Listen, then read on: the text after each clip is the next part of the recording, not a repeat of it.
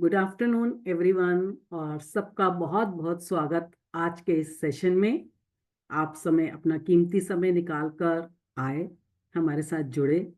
तो आज हम एक मज़ेदार विषय के ऊपर बात करेंगे और ये काफ़ी इंटरेस्टिंग है और बहुत ही एक चर्चा का विषय है। तो क्या आज का आपको टॉपिक मालूम है हम किसके ऊपर बात करने जा रहे हैं? Promoting gender equality in the world of science. Gender equality की हम बात कर रहे हैं। अब इक्वेलिटी और इक्विटी, क्या ये इसमें कुछ समानता है या ये दो अलग डिफरेंट वर्ड्स हैं? Equality and equity. हम जब बात करते हैं इक्वेलिटी की कि इक्वेलिटी होनी चाहिए, पर हम कहते हैं नहीं, इक्वेलिटी नहीं, इक्विटी होनी चाहिए। तो कोई मुझे बताएगा कि हम किस प्रकार से इसको समझ सकते हैं कि क्या डिफरेंस है इक्वेलिटी और इक्विटी में?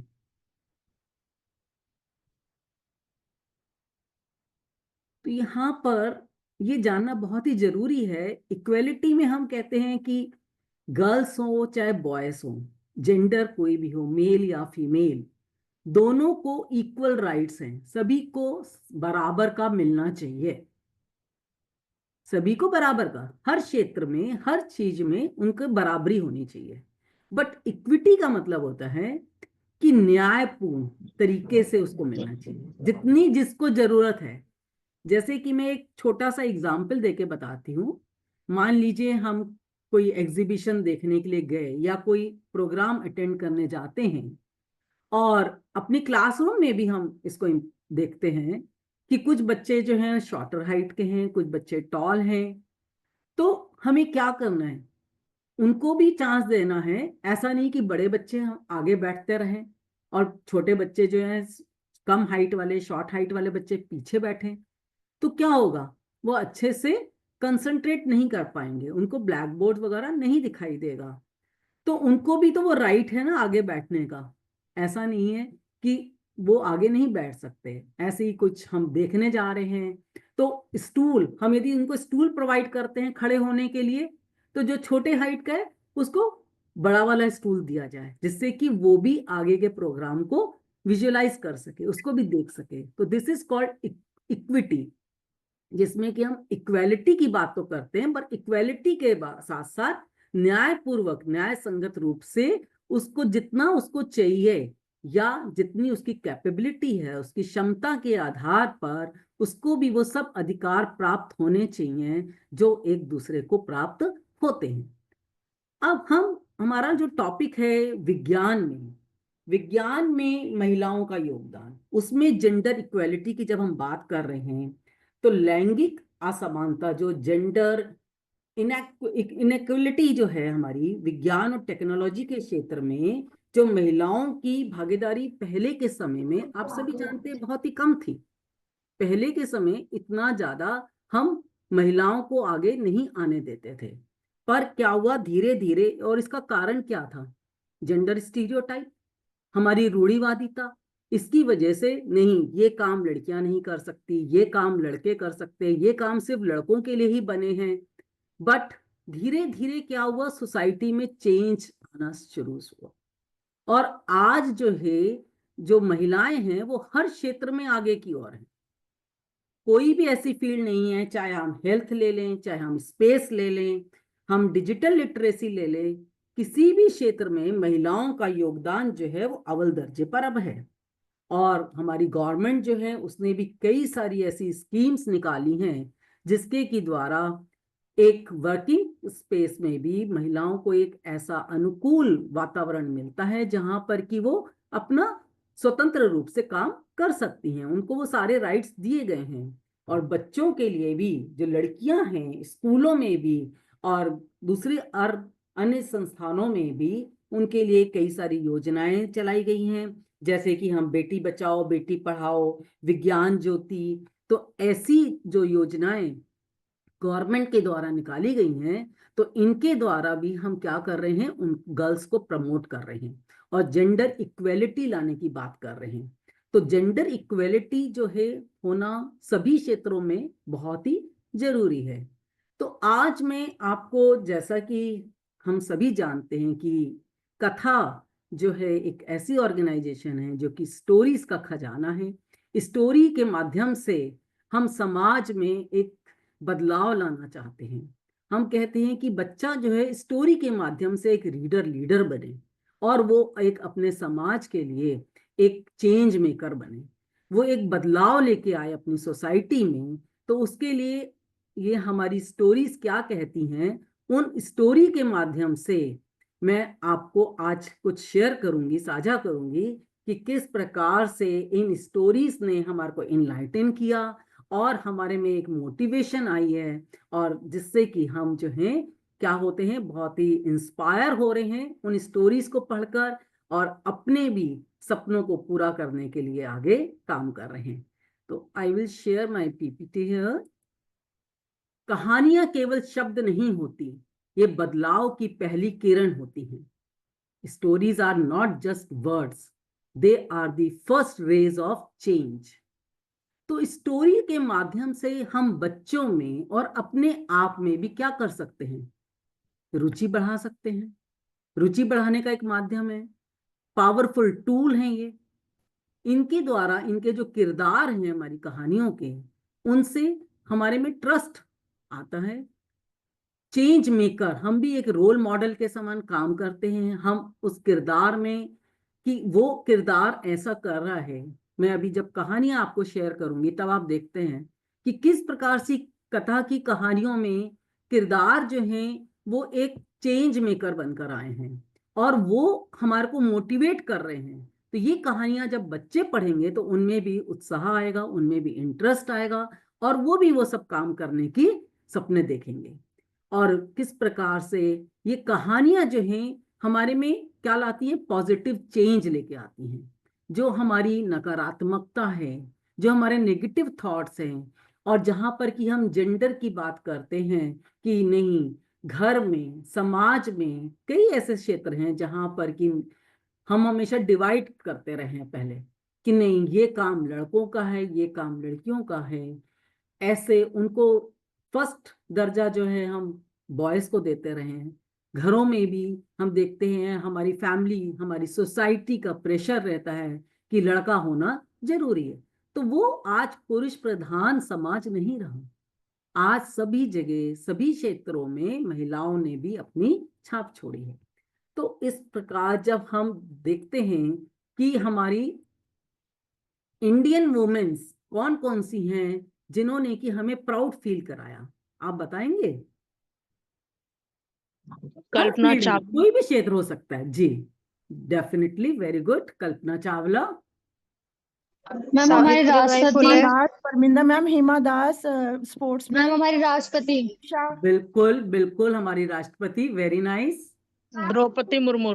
बिल्कुल बिल्कुल, हाँ जी। और सावित्रीबाई फुले।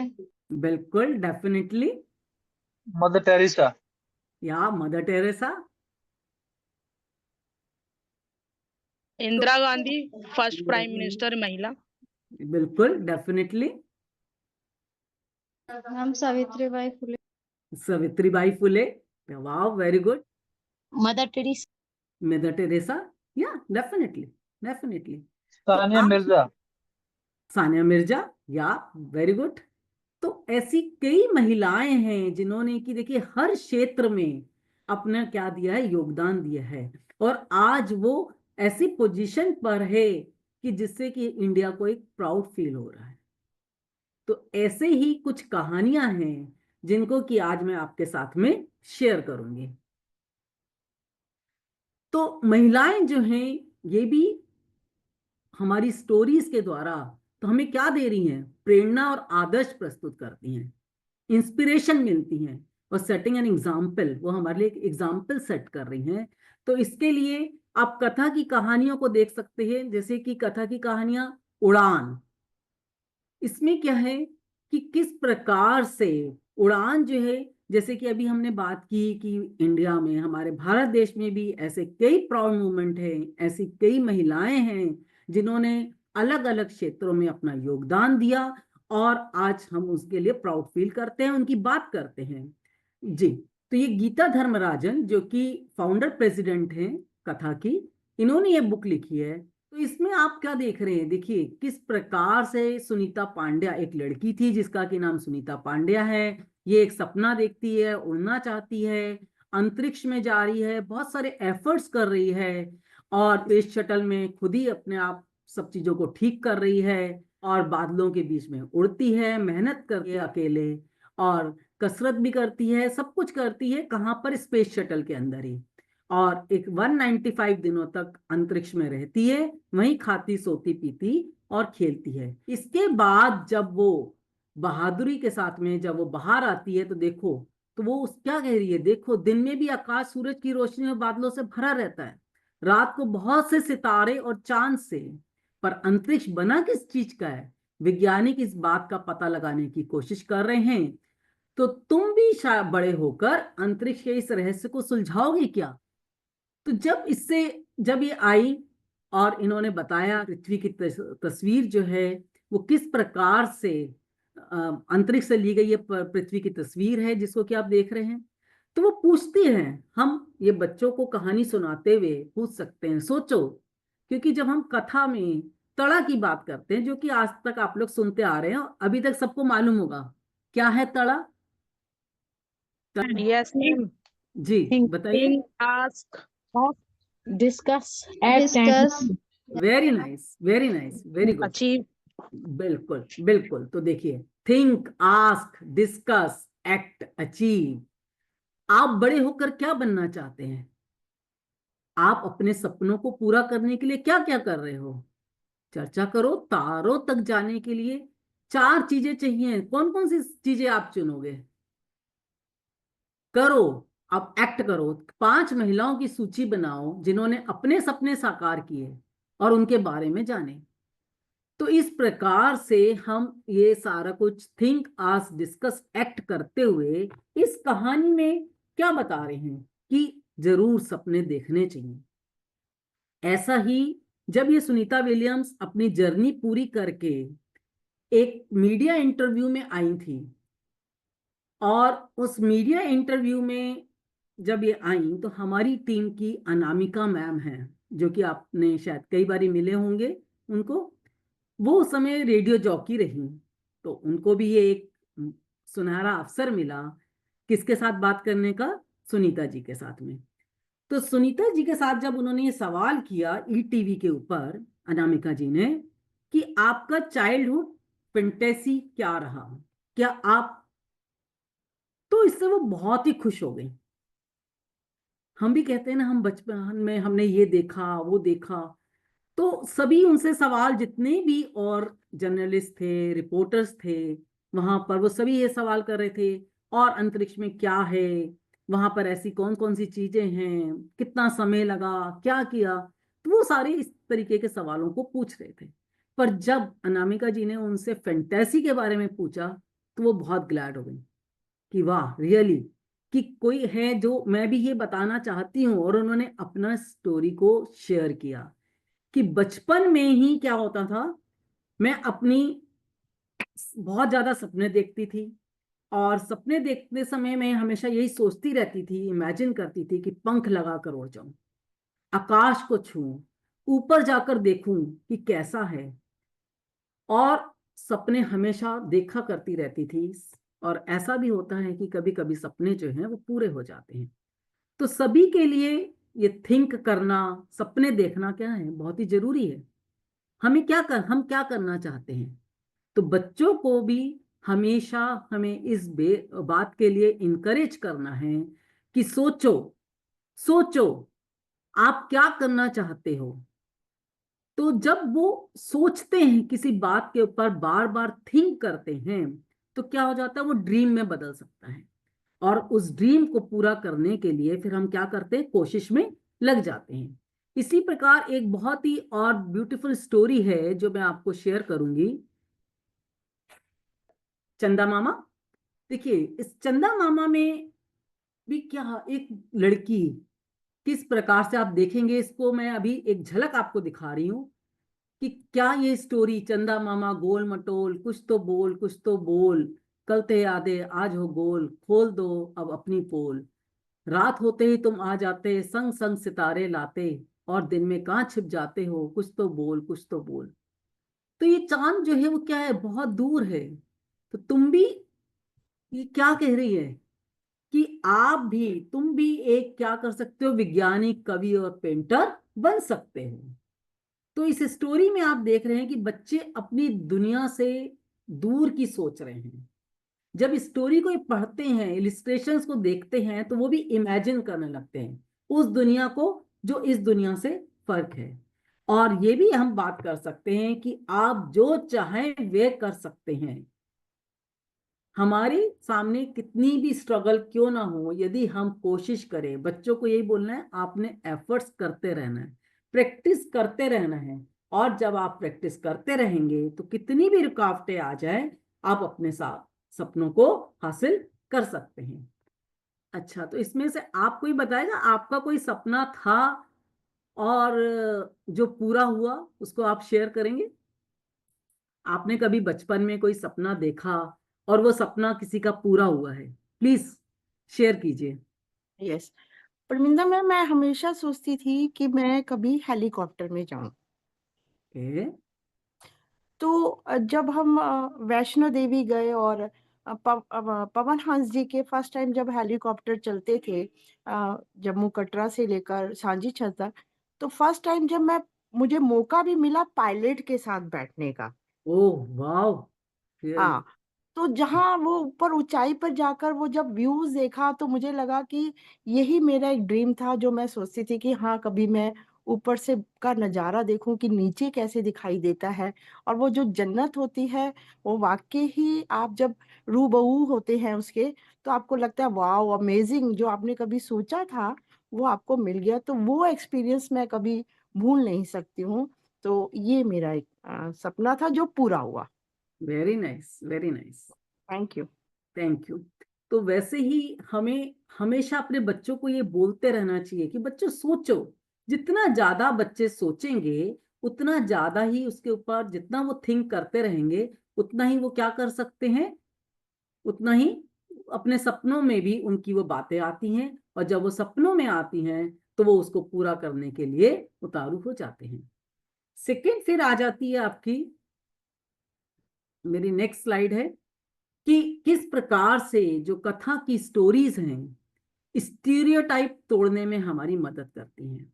क्योंकि जब हम जेंडर इक्वेलिटी की बात कर रहे हैं, तो जो पहले महिलाओं को वो एक क्षेत्र नहीं प्राप्त था, वो फ्रीडम नहीं मिला हुआ था, सब जगह उनके बीच में क्या आ जाती थी, रुकावटें आ जाती थी।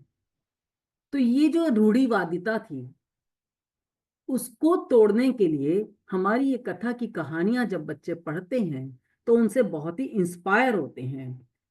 क्या आपने भी अपने इर्द गिर्द कभी कोई किसी प्रकार का बदलाव देखा है, जहां आप रह रहे हैं, जिस क्षेत्र में आप रहते हैं, या आपके समय के स्कूल में जब आप पढ़ते थे और आज के समय में क्या चेंजेस आपको दिखाई देते हैं? मैम, हमारे टाइम में कंप्यूटर नहीं थे, डिजिटल नहीं था।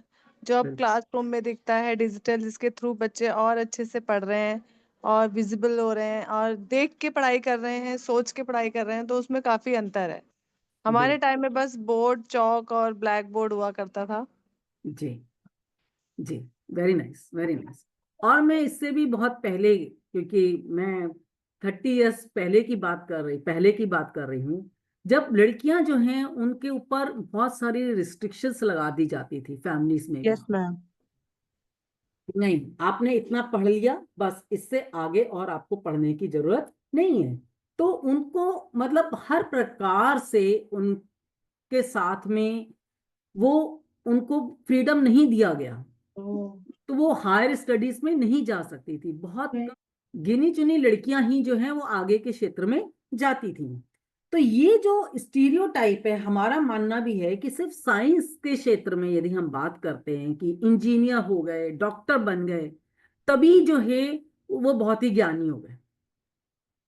पर ऐसा नहीं है। जो हाउसवाइफ हैं वो भी तो इंजीनियरिंग कर रही हैं, वो भी तो साइंस यूज कर रही हैं अपनी डे टू डे लाइफ में।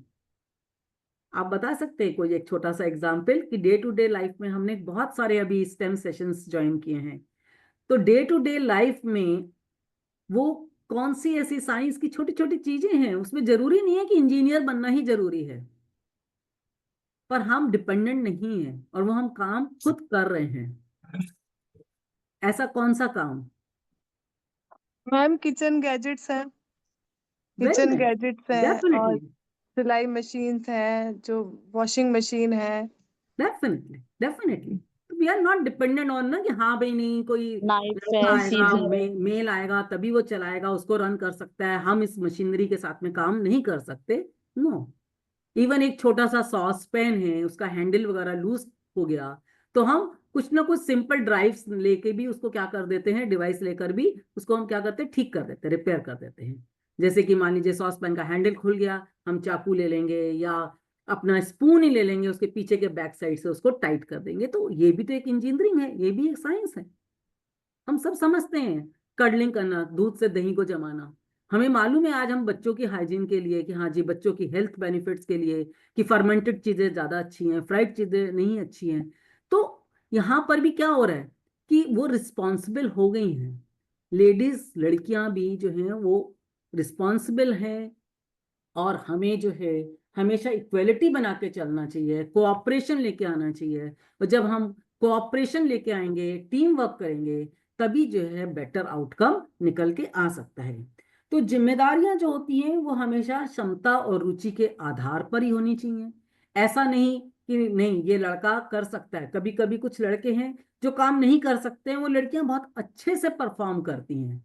तो इंटरेस्ट की बात होती है, इंटरेस्ट होना चाहिए और कैपेबिलिटी होनी चाहिए। यदि उसमें कोई इंटरेस्ट हो तो यहाँ पर जेंडर को कभी भी सामने नहीं लाना चाहिए, हमारा तो यही मानना है। तो इसके लिए मैं आपको स्टोरी शेयर करूंगी। रुकमा स्क्रीन पे यस दिखाई दे रही है आपको, तो आप देखेंगे ये भी गीता धर्मराजन जी ने ही लिखी है। तो आप इसमें देखेंगे ब्यूटीफुल इलिस्ट्रेशंस हैं। देखिए किस प्रकार से वो रोज सपना देख रही है, हर रोज एक सपना देख रही है, लहरों के बारे में, दोस्तों के बारे में, खड़ी है, चल रही है, कूद रही है, डांस कर रही है, तैर रही है, उछल रही है, और बादलों को भी धक्का दे रही है, उड़ती भी है, फिर घर आ जाती है। अब रुकमा एक कोली है, कोली समूह से वो मछली पकड़ना, बेचना और पैसे कमाना उसका काम है, और उसमें उसको खुशी मिलती है। क्यों खुशी मिलती है? क्योंकि वो परिवार के लिए कुछ कर रही है, और वो एक कोली है, पैसा कमा रही है। किसके लिए पैसा कमा रही है? तो एक बाहर निकली ना, अपने जो दायरा था उस लिमिट से बाहर निकलकर उसने अपने परिवार के लिए काम किया, क्योंकि उसको उसमें खुशी मिलती थी। और उसको मछलियां पकड़ना बहुत ही पसंद था, अरब सागर से मछलियां पकड़ती थी। और वो इसलिए भी दुखी थी कि अरब सागर जो है बहुत ही गंदा हो गया है। पर उसका एक सपना क्या था? रुकमा का सपना था कि वो एक मैरीन बायोलॉजिस्ट बनना चाहती थी। वो देखना चाहती थी कि सागर में क्या है, समुद्र के जीवों को देखना चाहती थी, उनके बारे में स्टडी करना चाहती थी, उनसे फोटो लेना चाहती थी। तो क्या आप भी आज इस प्रकार के कामों से, इस प्रकार के बदलाव से क्या करना चाहते हैं? क्या आप किसी प्रकार का बदलाव लाना चाहते हैं? क्या आप भी बायोलॉजिस्ट या अपने सपना को पूरा करना चाहते हैं? उसका सपना बायोलॉजिस्ट बनना था, आपका सपना कुछ और हो सकता है, टीचर बनना हो सकता है, एक पायलट बनना हो सकता है। क्या उस सपने को पूरा करने के लिए आप कुछ कर रहे हैं? तो इस प्रकार की स्टोरीज को जब हम बच्चों के साथ में शेयर करते हैं तो बच्चा जो क्या है बहुत ही ज्यादा मोटिवेट होता है, और वो इस किरदार के समान अपने आप को ढालना चाहता है। तो स्टीरियोटाइप जेंडर की जो एक समाज की संरचना है, जिसके कि हमें समाज में एक समानता लानी है, समानता लाएं, तो उसके लिए हमें क्या करना पड़ेगा? अपने थॉट्स को बदलना पड़ेगा। जब हम अपने थॉट्स को बदलेंगे तभी हम समझेंगे, और इस कोऑपरेशन से और थॉट्स में जब चेंज लेके आएंगे तभी हमारा जो आउटकम होगा, जो रिजल्ट होगा, वो कैसा होगा? अच्छा होगा। नेक्स्ट, सकारात्मक बदलाव की दिशा में प्रोत्साहन, इंकरेजमेंट टुवर्ड्स पॉजिटिव चेंज। तो आप क्या देख रहे हैं कि किस प्रकार से जो पॉजिटिव चेंज है उसको लाने की बात की गई है। हम जब अपने कोकिला जो है, यहां पर मैं एक कहानी आपको कथा की शेयर करूंगी कि लेडीज जो हैं उनके सामने, आपके सामने आप भी एक लेडी हैं या लेडी के सामने बहुत सारे चैलेंजेस आते हैं और वो उन चैलेंजेस को बहुत फेस करती हैं, कई बार उनको बहुत सारे कॉम्प्रोमाइज भी करने पड़ते हैं। पर जब हम स्टोरी कोकिला का मस्त मटका देखते हैं तो हम जानेंगे कि किस प्रकार से इस कोकिला ने एक चेंज लेके आई है, हमारे माइंडसेट को चेंज किया है।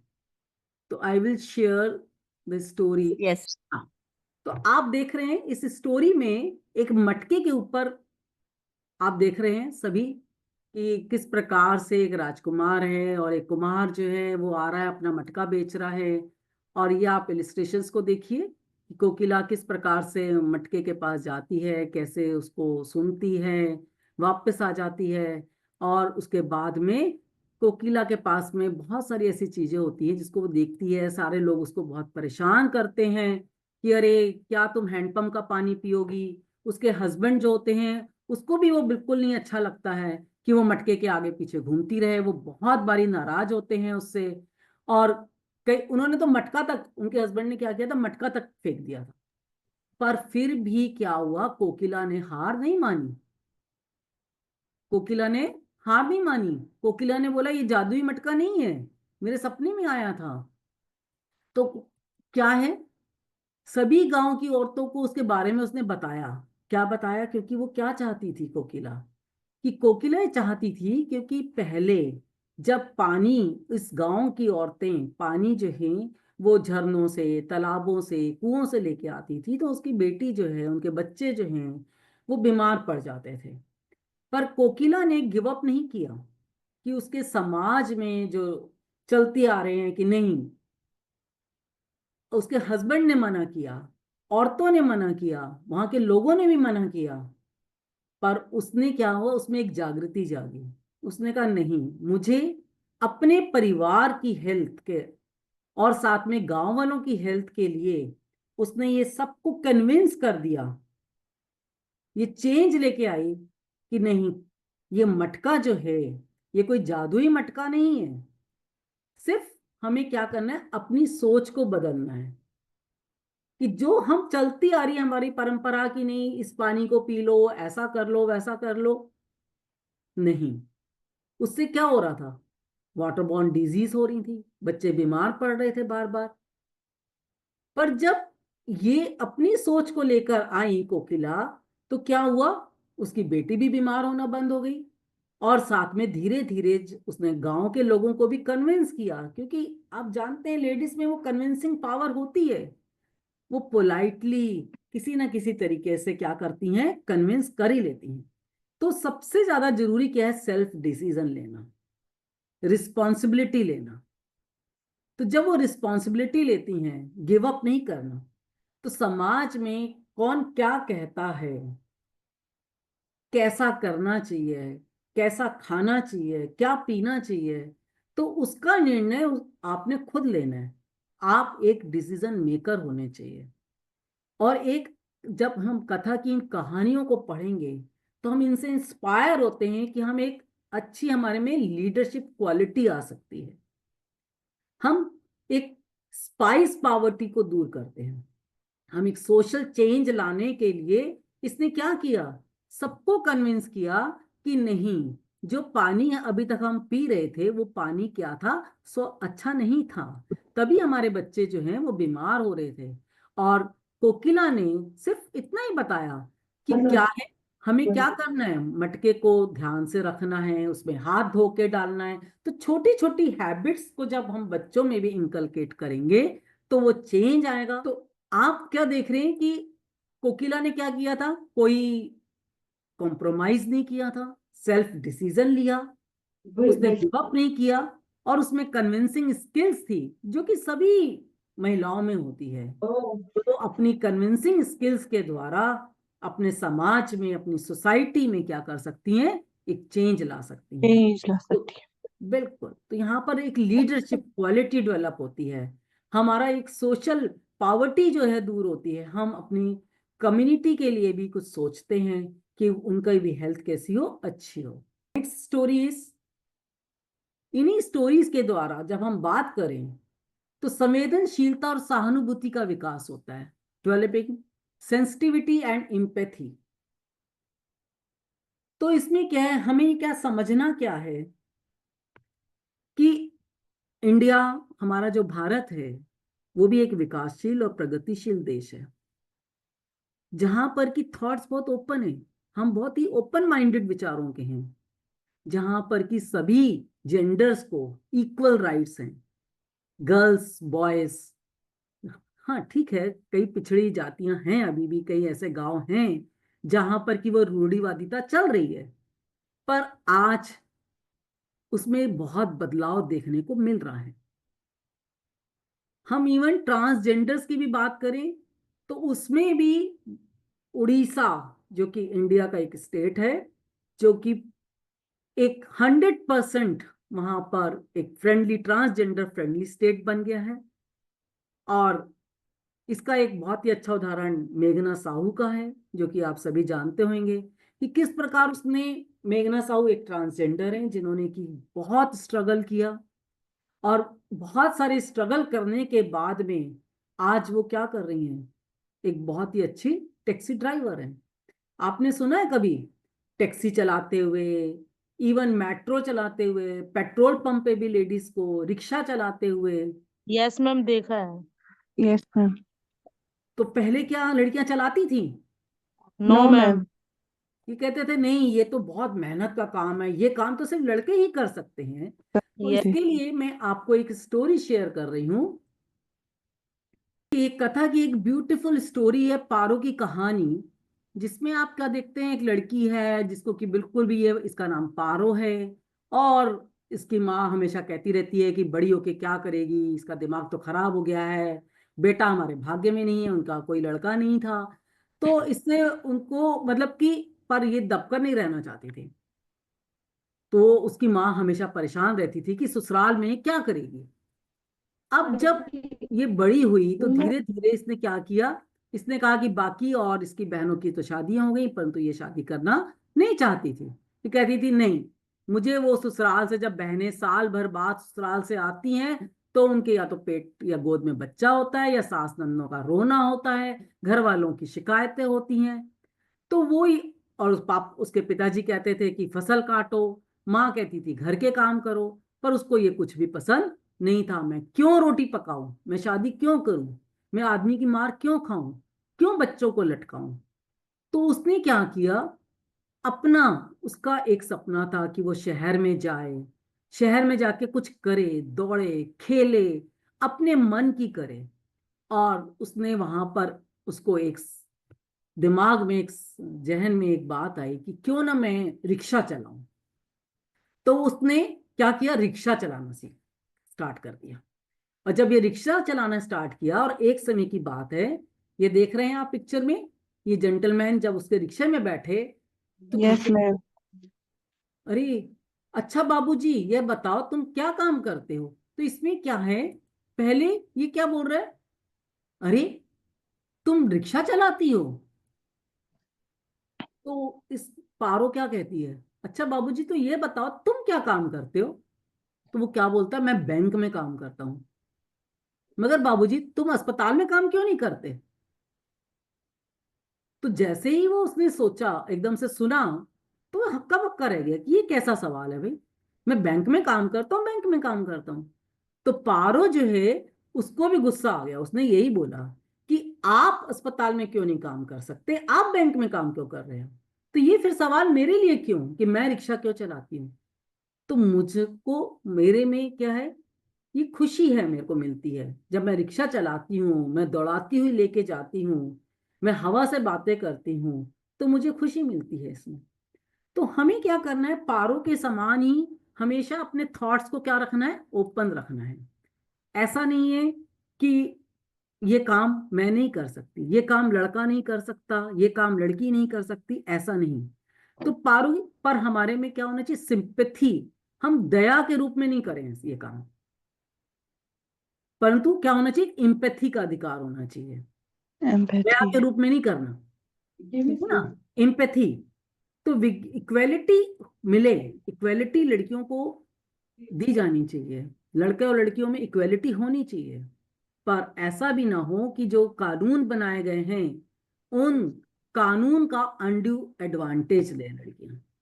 आजकल कई लड़कियां ऐसी हैं जो कि कानून का सहारा लेते हुए गलत काम कर रही हैं, वो अपने अधिकारों का मिसयूज कर रही हैं। और आज समाज में क्या हो रहा है, लड़कों के ऊपर, घरों में पुरुषों के ऊपर भी अत्याचार हो रहे हैं, और सुसाइड, उन वो भी क्या करते हैं, फिर सुसाइड कर लेते हैं। तो ऐसा भी नहीं होना चाहिए। जब हम इक्वेलिटी की बात करते हैं तो समान अधिकारों की बात करते हैं, पर उसका मिसयूज नहीं होना चाहिए कभी भी। तो विज्ञान और समाज दोनों का एक बहुत ही बड़ा जोड़ है, जिसमें कि लिंग के आधार पर नहीं, बल्कि हमें क्या करना चाहिए, अपनी कैपेबिलिटी के आधार पर किसी भी काम को चुनना है, किसी भी फील्ड में जाना है हमें, तो हमारी क्या कैपेबिलिटी है, हमारा कहाँ इंटरेस्ट है। हमें बच्चों को ये सिखाना है कि बच्चों, आपका जो इंटरेस्ट है, कभी भी किसी काम को आप थोपिए मत उनके ऊपर कि नहीं आपको यही करना है।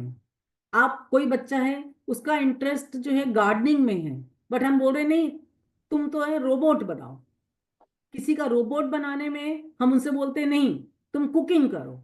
तो ऐसा नहीं होना चाहिए। सबको फ्रीडम, सबको अधिकार होना चाहिए कि वो अपने इंटरेस्ट से, अपने टेस्ट के हिसाब से, और उनका जितना पोटेंशियल है उसके हिसाब से अपनी फील्ड को, अपने रास्ते को चुने, अपने कैरियर को चुने और आगे की ओर बढ़े। तो ऐसा नहीं कि लड़की रिक्शा नहीं चला सकती। आज की डेट पे तो मेट्रो, हेलीकॉप्टर है, हवाई जहाज बड़े बड़े, और स्पेस में भी आपने देखा है कि कैसे कल्पना चावला, सुनीता विलियम्स जो स्पेस में भी गई हैं। किसी भी क्षेत्र में लड़कियां जो हैं कम नहीं है। तो यही हमारे को क्लासरूम में भी हमारा यही होना चाहिए कि हमें किसी प्रकार से भी उनको कम नहीं मानना है। चलिए, देन आई विल शेयर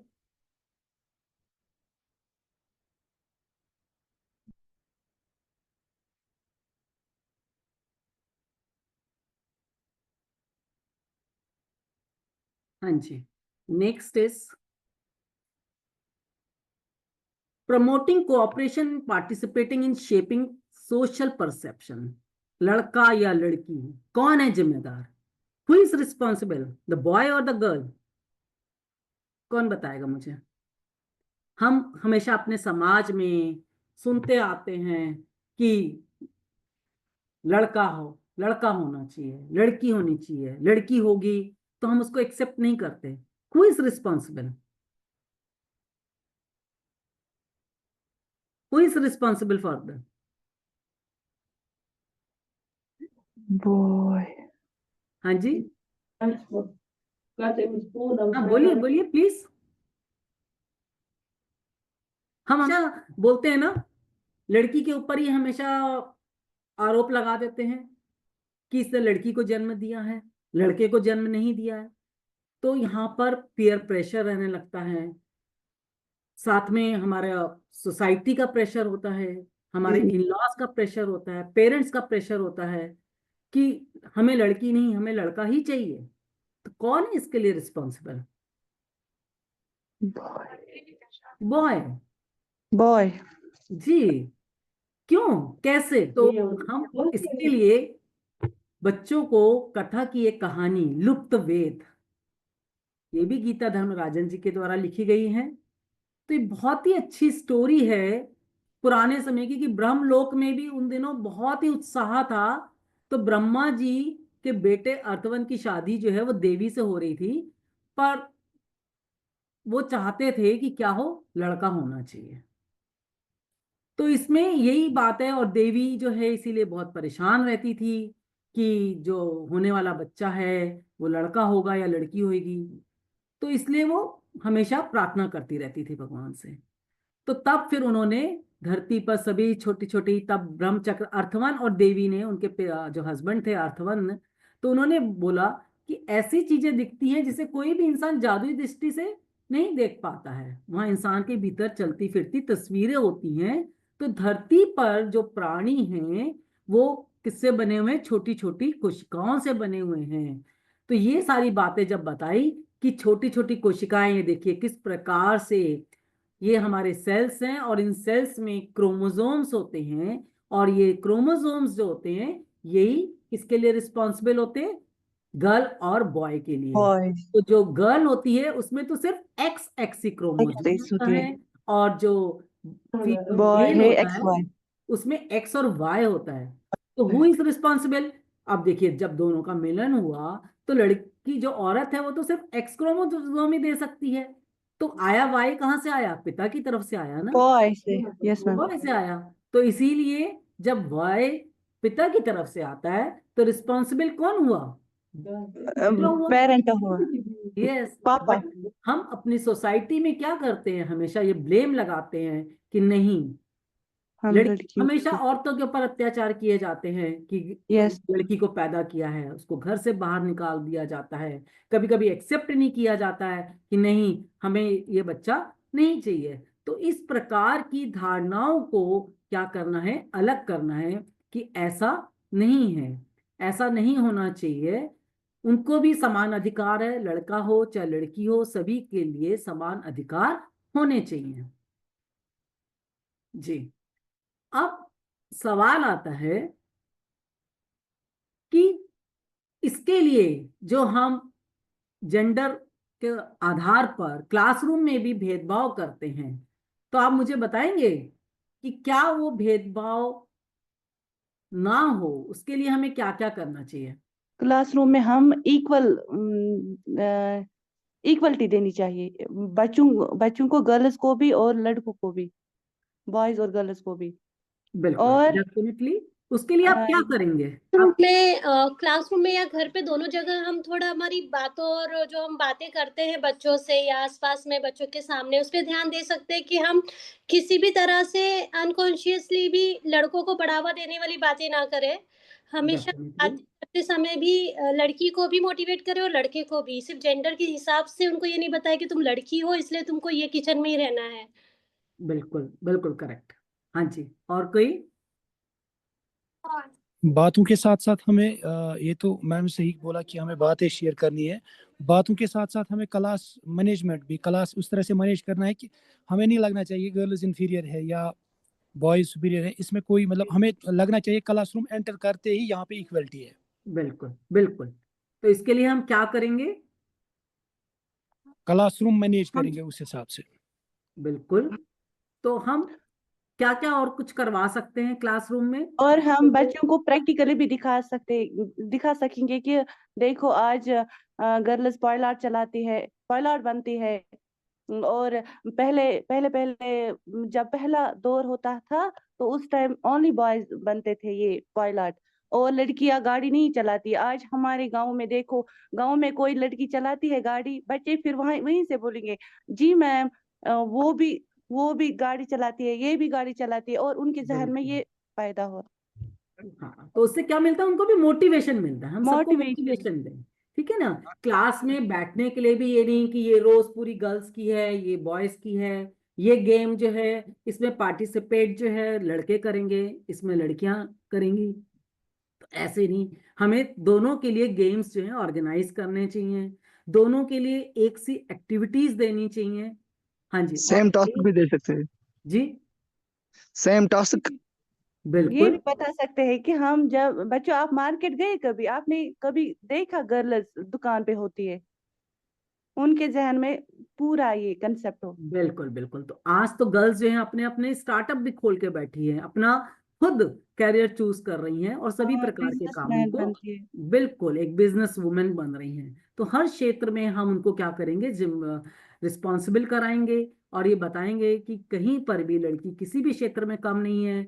घर में भी अपने पेरेंट्स को, सोसाइटी में जहां पर की औरतों के ऊपर अत्याचार हो रहा है उनको भी समझाया जाए कि यदि लड़की के बर्थ के ऊपर वो खुद रिस्पॉन्सिबल है मेल, तो इसलिए कभी भी फीमेल के ऊपर किसी प्रकार के भी आरोप नहीं लगाए जाने चाहिए। तो हमें हमेशा घर में भी बेटा बेटी को दोनों को समान काम देने चाहिए। ये नहीं कि लड़की जो है वो झाड़ू पोछा या बर्तन का काम कर सकती है, खाना पका सकती है, लड़के नहीं कि वो सिर्फ बाजार से सामान लेके आए। नहीं, हमें दोनों ही प्रकार के काम दोनों से करवाने चाहिए। कभी भी हम कह सकते हैं कि चलो आज लड़की जो है वो बाजार से सामान लेके आएगी और लड़का जो है वो खाना पकाएगा, तो ऐसे इस प्रकार से आप घर में ऐसे पेरेंट जो है अपने बच्चों के साथ में कर सकते हैं। तो हमें स्टीरियोटाइप जो है उनको तोड़ना है। तो चाहे वो डांस हो, चाहे वो गेम्स हो, आर्ट हो, चाहे साइंस, किसी भी फील्ड में बच्चों को कोई भी काम यदि वो करना चाहें तो उन्हें करने का मौका जरूर देना चाहिए। हमेशा एक पॉजिटिव लैंग्वेज का इस्तेमाल करना चाहिए, जैसे कि आपने अभी बताया। उनको ऐसी मोटिवेशनल स्टोरीज, जैसे कि अभी मैंने आपको शेयर की कथा की कितनी सारी स्टोरीज, चंदा मामा है, उड़ान है, पारो की कहानी है, कोकिला का मस्त मटका है। तो आपने सब इन कहानियों के द्वारा क्या देखा कि हमें एक प्रेरणा मिल रही है, एक मोटिवेशन मिल रहा है। इससे हमारे बच्चे भी इंस्पायर होते हैं, एक रीडर लीडर बनते हैं, और स्पाइस पॉवर्टी उनकी दूर हो रही है। उनका अपनी पर्सनल ग्रोथ तो हो रही है, साथ साथ में वो सोशल चेंज भी लेके आ रहे हैं। जो एक हमारे पास में रूढ़िवादिता चलती है, नहीं जी ऐसे काम, तो ये स्टीरियोटाइप को तोड़ने के लिए आज बच्चे जो हैं वो क्या हो रहे हैं, अग्रसर हो। हम उनको ऐसी कहानियां सुनानी चाहिए। और स्कूल में भी कभी भी उनके साथ में किसी प्रकार का भेदभाव नहीं करना चाहिए। उनके लिए कमेटीज बनाएं कि हाँ, दोनों के लिए एक से नियम लागू होने चाहिए। बच्चे चाहे वो गर्ल हो चाहे बॉय हो, दोनों के लिए इस प्रकार की वर्कशॉप्स अरेंज करें जिनके के ऊपर उनको सेक्स के ऊपर भी हमेशा वर्कशॉप्स देनी चाहिए। उनके ऐसे लेसन्स भी पढ़ाए जाएं कि किस प्रकार से लड़कियां जो हैं कि हम कैसे ग्रोथ, जब जैसे से बड़े होते हैं क्या क्या चेंजेस आते हैं, तो वो चेंजेस से भी लड़का और लड़की दोनों को भी वाकिफ होना चाहिए। और एक हमारे पास में यदि कोई कंप्लेंट आती है कि ऐसा लड़के ने लड़की के साथ में व्यवहार गलत किया, या लड़की कंप्लेंट करती है कि लड़के ने गलत व्यवहार किया, तो हमें दोनों ही पक्षों को सुनना बहुत ही जरूरी है। हम जब दोनों का सुनेंगे तभी एक हमें डिसीजन निकालना चाहिए। ऐसा नहीं हमेशा लड़की की बात सुनते ही लड़के के ऊपर ब्लेम करना है, ऐसा हमें कभी भी नहीं करना चाहिए। हमेशा फेयर डिसीजन लेना चाहिए। तो इस प्रकार करते हुए हम क्या कर सकते हैं, अपने बच्चों में एक जागरूकता ला सकते हैं और अपने समाज में जेंडर इक्वेलिटी की बात कर सकते हैं, जहां पर कि दोनों को, चाहे वो गर्ल हो चाहे बॉय हो, वो कोई भी क्षेत्र हो, चाहे वो क्लासरूम हो चाहे हमारा घर हो, सभी जगह सभी क्षेत्रों में उनको समान अधिकार मिले और वो अपना डिसीजन वो खुद ले सकें। जहां पर उनका इंटरेस्ट है वो अपने इंटरेस्ट से काम चुने। ऐसा नहीं कि पारो रिक्शा चला रही थी तो वो गलत काम था, वो बैंक कर्मी बोलने लगा कि अरे ये लड़की रिक्शा चलाती है, इस गांव में लड़कियां रिक्शा चलाती है, तो क्या हुआ। तो उसकी सोच को बदलना, ऐसे लोगों की सोच में बदलाव लेके आना, इसके लिए हमको सबको ये कदम उठाने चाहिए और तभी जो है एक समाज में बदलाव आ सकता है। आज बहुत हद तक समाज में बदलाव आ गया है और महिलाएं जो हैं वो भी पुरुषों की बराबरी पर हैं, पर तब भी हमें अपने थॉट्स को ओपन रखना है। अपने थॉट्स को जब हम ओपन रखेंगे तभी की बात करते हैं, वो तभी जो है फुलफिल हो सकती है। तो जी, आज आप लोग को ये सेशन कैसा लगा? मजेदार। मजेदार, थैंक यू जी। तो आपने कथा की काफी सारी स्टोरीज देखी, आप भी चाहेंगे इनमें से कोई स्टोरी को यूज करना? कौन सी स्टोरी आपको ज्यादा इंटरेस्टिंग लगे? कोकिला। आरो की कहानी, वेरी गुड। और कोकिला का मस्त मटका। कोकिला का मस्त मटका, वेरी नाइस। क्या इस प्रकार से कहानियां सुनाकर हमारे समाज में हम बदलाव ला सकते हैं? Yes ma'am. Thank you. कोई कुछ कहना चाहेगा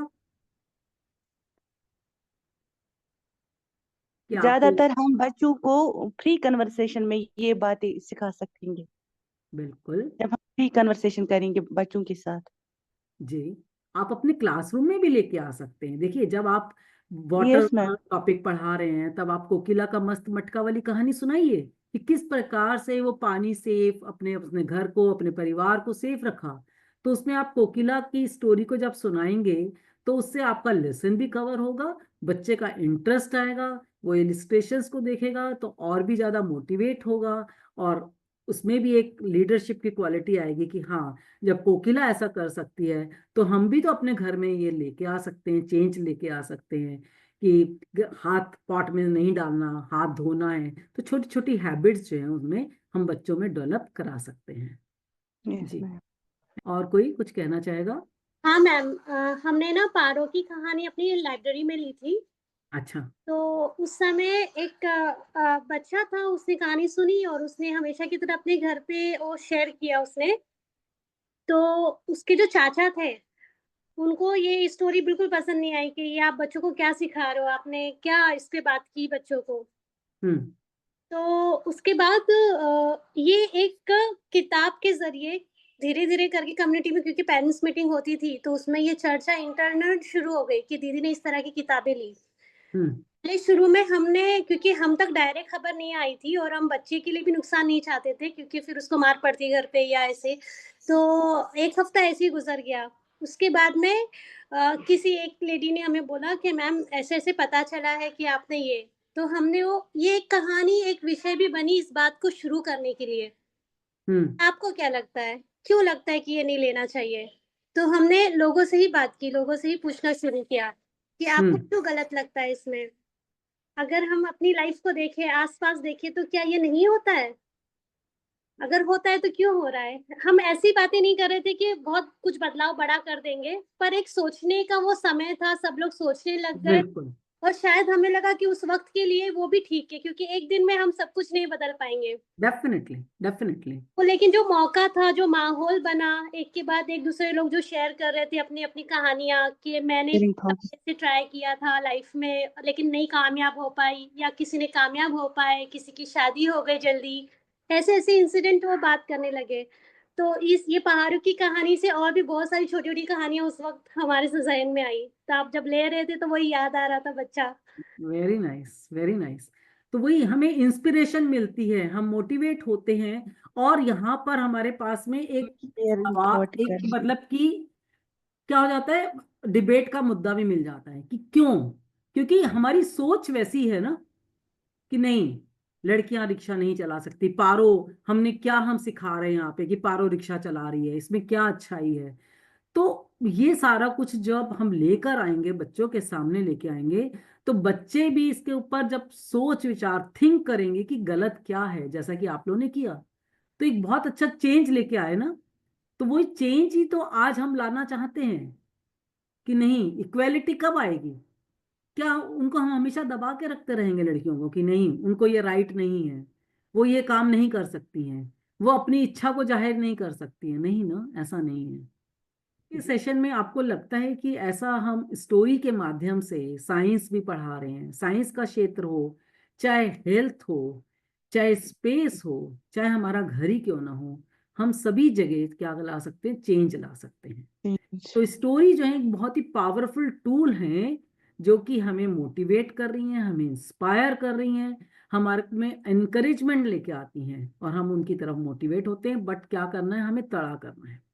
हम जब तक सोचेंगे नहीं, हम जब तक सपने नहीं देखेंगे, ड्रीमिंग नहीं करेंगे, हम उसके ऊपर स्ट्रगल नहीं करेंगे। और जब हम सपने देखते हैं तो उनको साकार करने के लिए हम जरूर प्रयत्न करते हैं। तो बच्चों को भी हमेशा ये कहते रहें कि सोचो बच्चों, क्या करना है, क्या बनना चाहते हो, और अपना जो बनना चाहते हो उसको बनने की कोशिश पूरी करो। लगातार कोशिश करते रहोगे तो आप जरूर अपने गोल को अचीव कर पाओगे। जी, थैंक यू एवरीवन। और थैंक आप यू लोगों ने अपना एवरीवन। कीमती समय निकाल के इस सेशन को ज्वाइन किया। उम्मीद है कि आपके बच्चों के लिए भी ये यूजफुल होगा फ्यूचर में। और कथा की कहानियों में इतनी पावर है कि वो बहुत इंस्पायर और मोटिवेट करती हैं, और एक ऐसा प्लेटफॉर्म देती हैं कि हमारे बच्चे जो हैं फ्यूचर में जरूर एक अच्छे रीडर और लीडर बन सकें। तो ये मैं आशा करती हूँ कि आप लोग इनको यूज़ करेंगे, और जब इनको यूज़ करेंगे तो आप हमसे अपने स्टोरीज को, जो सक्सेस स्टोरीज हैं, उनको जरूर शेयर करेंगे। Thank you so much.